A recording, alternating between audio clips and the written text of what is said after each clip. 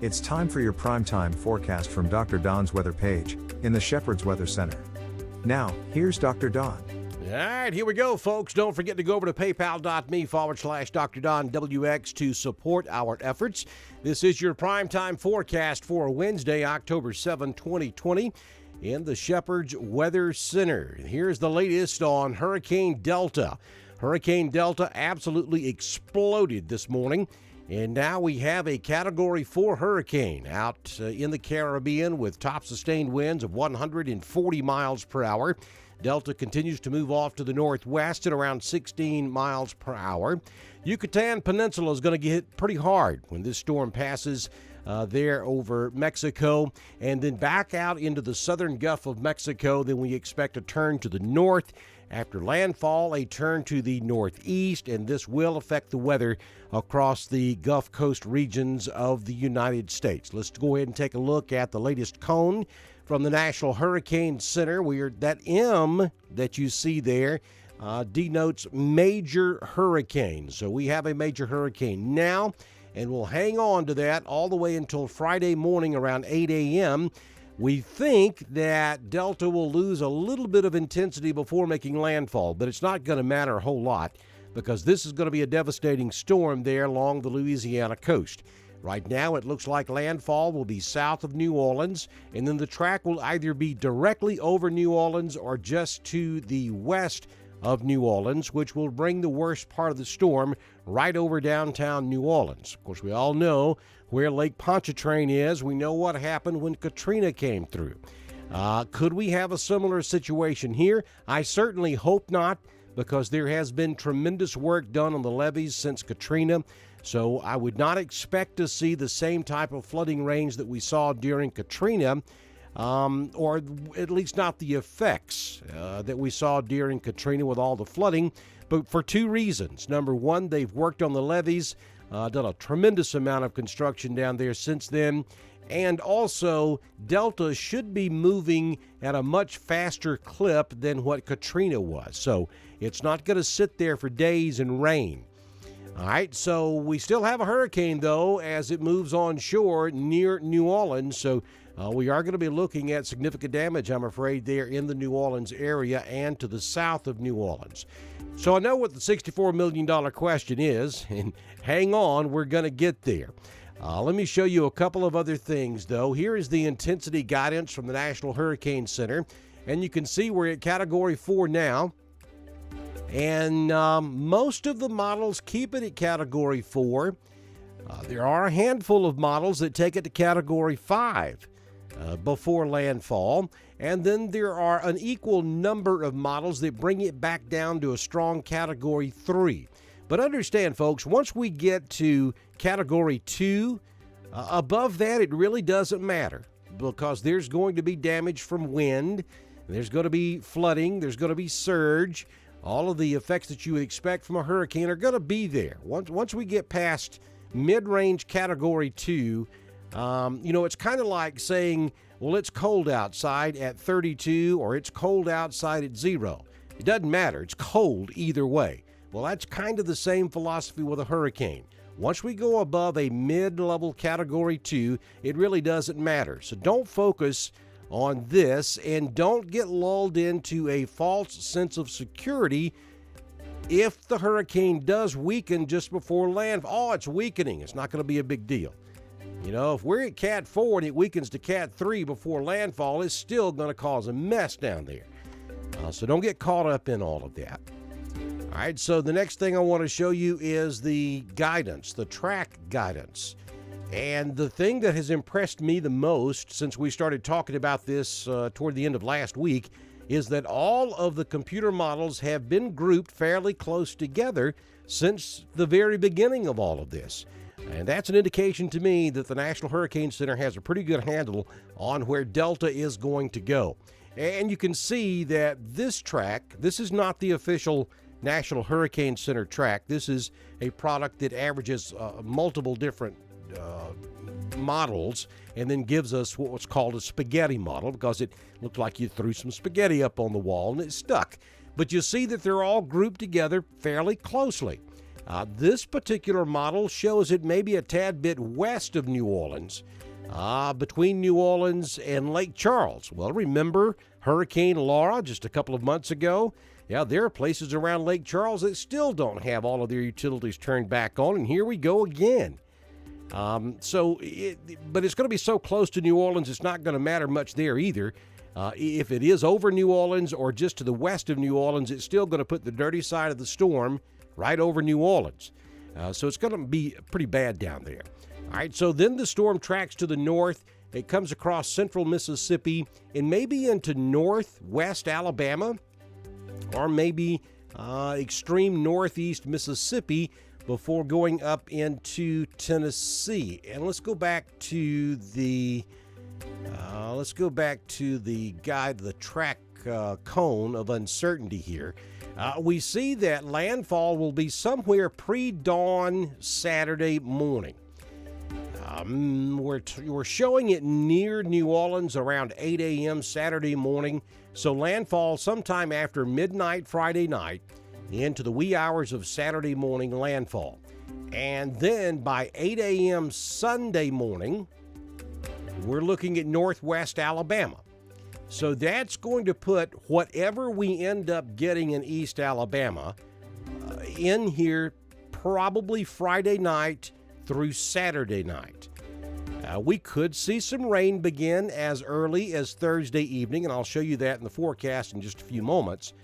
But any consistent heavy rainfall most likely won't happen until well after midnight Friday night, probably more toward sunrise Saturday or mid-morning Saturday before the consistent rains get into East Alabama and West Georgia. And then I don't think it's consistent all day long, maybe until we get into the evening hours on Saturday night into early Sunday morning, maybe into Sunday afternoon is where we'll see the consistent rains, but the storm will be weakening rather quickly by that time. So right now, based on the latest information we have from the National Hurricane Center, we're not looking at a major impact on East Alabama or West Georgia. But again, folks, we're still a long way away, so we don't know exactly what the structure is going to look like when it makes landfall. Will there be lots of thunderstorms coming in off the Gulf that'll be training up over East Alabama and curving back across West Alabama back down to the storm? Certainly possible. If we get that thunderstorm train going and it moves across East Alabama, then we'll have the threat for some small spin-up tornadoes and severe thunderstorms. We just don't know yet if that's going to develop, and anybody that tries to tell you it is or isn't going to develop at this stage is pulling your leg because they simply don't know. And until we get the storm well developed and get it just offshore, maybe south of Louisiana, it's just going to be really hard to tell you exactly what the weather's going to be. Now, we're pretty sure you're going to see some rain. No, you're going to see some cloudy skies. You've already got some. But as far as to how severe the weather may get across East Alabama as it relates to Hurricane Delta, it's just too hard to say right this moment. But know that every possibility is on the table, including some small spin-up tornadoes. All right, so Governor Ivey has issued a state of emergency for the Alabama Gulf Coast. And I'm just going to read it to you. The following the follow-up proclamation applies at 7 a.m. Wednesday morning. So there'll be a follow-up proclamation that will go into effect on Wednesday morning, October 7, at which time all covered persons in the covered areas shall immediately evacuate themselves from the covered areas until this order is rescinded or modified in writing.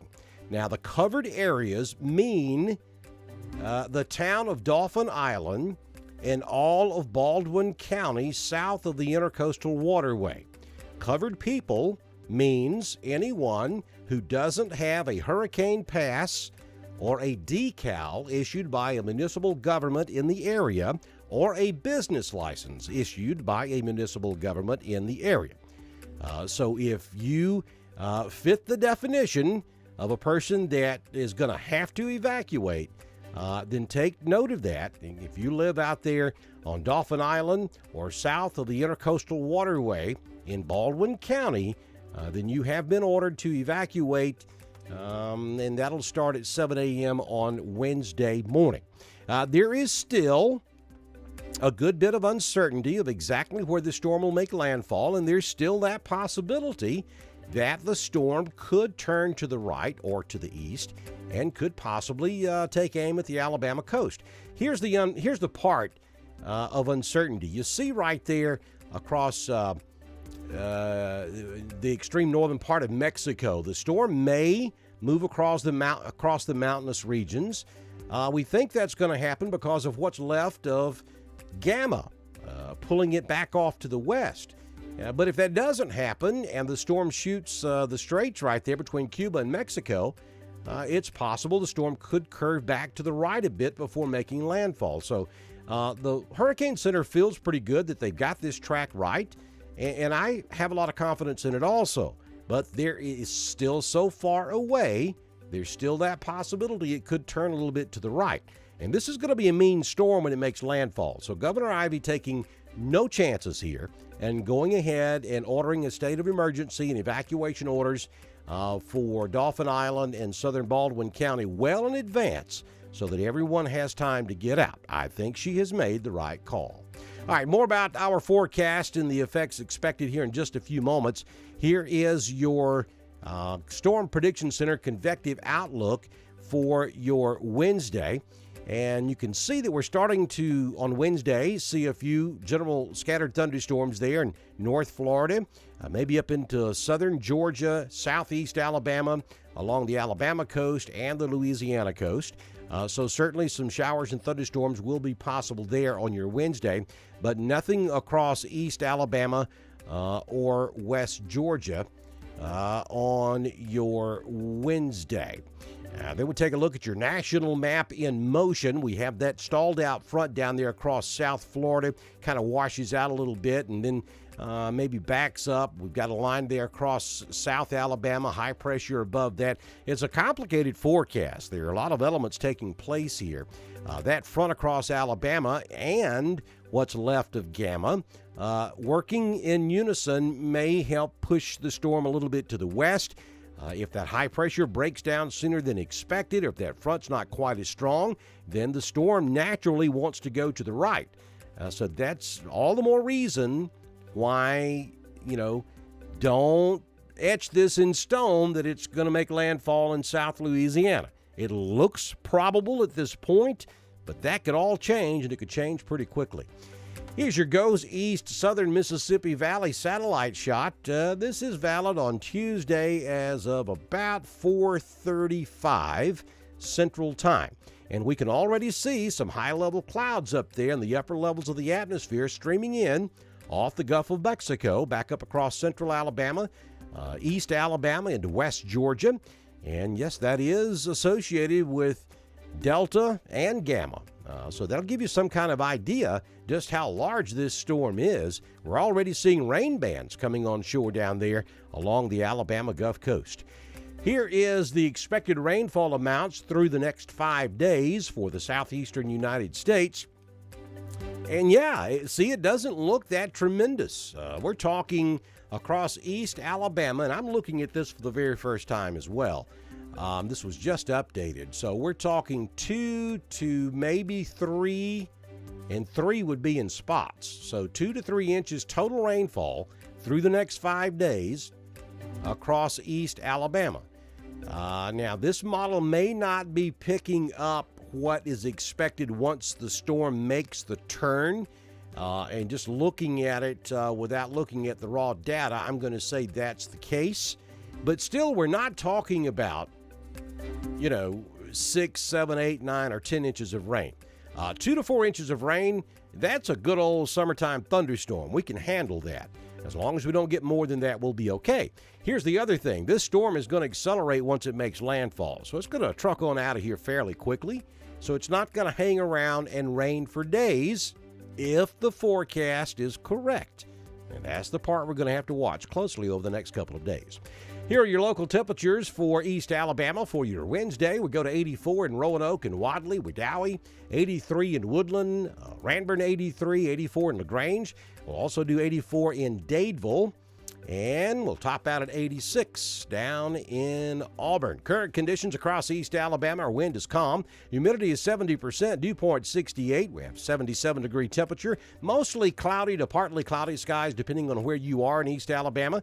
The visibility is out to 10 miles. Sunrise tomorrow morning at 6:41. Sunsets at 6:18 p.m. Let's take a look at your Southern Union State Community College Live Doppler HD radar. And we do have a few stray showers rumbling right there around Eufaula, Alabama, now over into Georgia. Very small and moving off to the northeast. And we also see some showers down there just offshore, just south of Dauphin Island and Gulf Shores and Orange Beach. Some of that stuff could make it onshore as we go throughout the afternoon and evening, but no big deal there. Now let's take a look at the Futurecast radar. We start this at 1 a.m. Thursday morning, and it runs out through 7 p.m. on Friday. And there are a couple of things I want to point out here. First of all, this is a model. This is not etched in stone, but based on the data we currently have, this is what the model thinks is going to happen. Notice there that the rain shield doesn't make it up into East Alabama until we get out there later in the day on the 8th. And so that's going to make, and it's going to be just light showers at best even then. And then as we go throughout the evening, we begin to see more showers occurring there across East Alabama. But it's nothing heavy. It's mostly light rain, scattered showers from time to time. And then as we get on into the next day, we see that landfall starts there early, maybe around about 10:33 a.m. On your Saturday. We'll begin to see some heavier showers moving on shore. Still got green across East Alabama and West Georgia, so no major issues there. Now, what I want to do is take you to another product. This is called the precipitable water. This is the amount of moisture in the clouds, and if it all were to fall at one time, this is the available moisture that would be there. But the main thing to watch here when this loop gets back around is to look at that pink. That is that's the heavy stuff, and we want to watch the pink. We want to see when it gets up into East Alabama. And this is going to take a minute to loop through, but I think it's a very important product to look at because the point we're trying to make here is we don't see any issues other than scattered showers on Thursday night, Friday, probably just scattered showers on Friday night. And then after midnight Friday night, we may start to see some of the heavier showers and thunderstorms move in there. Here we are at 2 a.m. Saturday morning. And you can start to see some of that red creeping in. And then as we get into mid-morning Saturday, again, the heaviest stuff hangs out down there around I-85 as we get landfall. And then as we go throughout the day, you'll see this thing accelerate off to the northeast, maybe even actually go dry there for a few hours on Saturday. And then as the storm gets up into central Mississippi and heads for northwest Alabama, we'll start to see those heavy rains move back in and move across East Alabama and West Georgia. That's where the threat of severe weather will be if there is going to be a threat of severe weather. And that would be on Saturday, probably late in the day on Saturday into early Sunday morning. So here's the 6-day forecast from the Shepherd's Weather Center on Dr. Don's weather page. For your Wednesday, another gorgeous, beautiful fall day, 84, no problems at all. On Thursday, for the most part, a beautiful day. Maybe a few more clouds with a 20% chance of a shower in the afternoon, 83. 20% chance of rain on Thursday night. Then on Friday, we'll go mostly cloudy. Maybe even a little sun Friday morning. And then as the day progresses, the cloud deck will thicken. And our rain chances will go up to 40% during the day. A scattered thunderstorm certainly will be possible. Temperature about 76 degrees. And then on Friday night, after midnight, our rain chances will start to increase. We'll go to 60% chance late Friday night, Saturday, a 70% chance of showers, perhaps some thunderstorms. A few heavy to strong to even potentially severe thunderstorms will be possible, I think, later in the day on Saturday. 76 your high.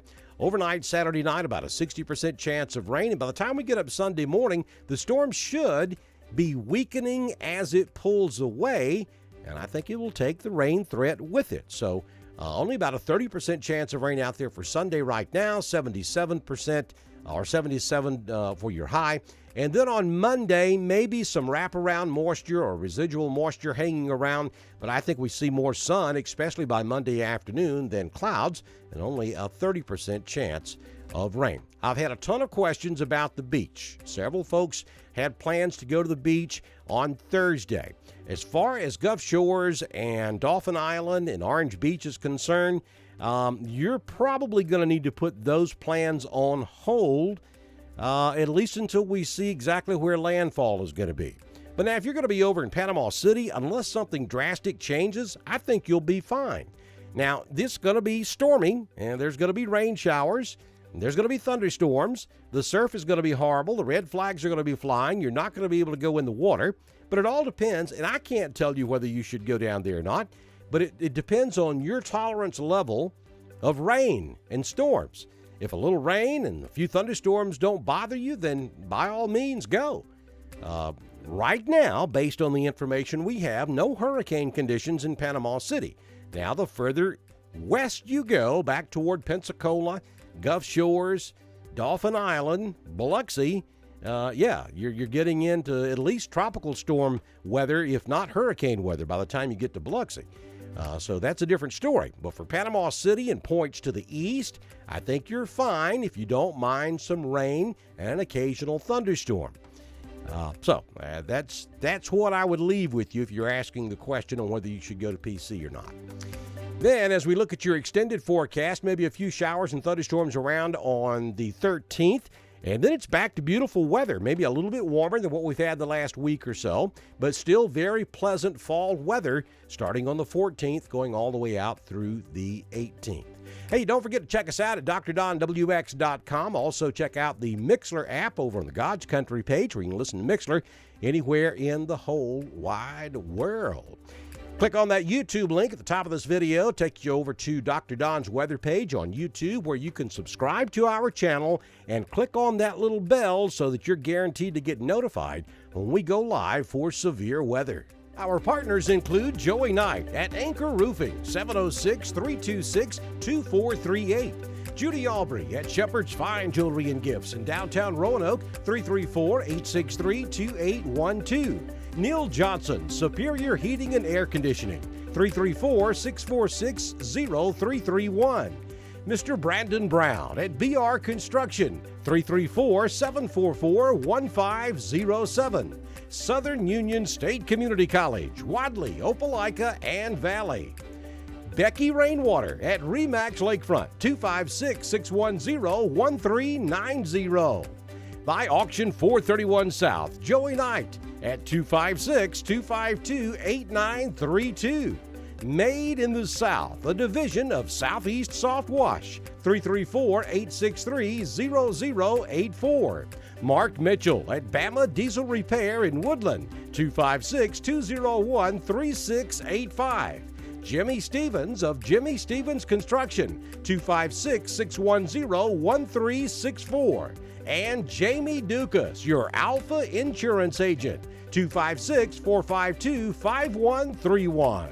Folks, don't forget to go over to paypal.me/Dr. Don WX to support what we do for you over there. Anything you can do to help us, we certainly do appreciate it. Now, we're going to be watching this thing very closely. Certainly we'll go live and do some updates if things change. But again, to recap, as we stand right this moment, we're not expecting anything major across East Alabama or West Georgia. But again, it's still early and things could change. We don't know what the thunderstorm threat may or may not be just yet. Once the storm gets closer to New Orleans or closer to Louisiana or closer to wherever it decides to make landfall, then we can much better pinpoint what kind of weather we expect across Alabama, and Georgia. Certainly there will be some rain and clouds, but to the severity end of it, we just can't tell you yet. If we tried to tell you, we'd be letting you down, so I'm not even going to attempt to do that.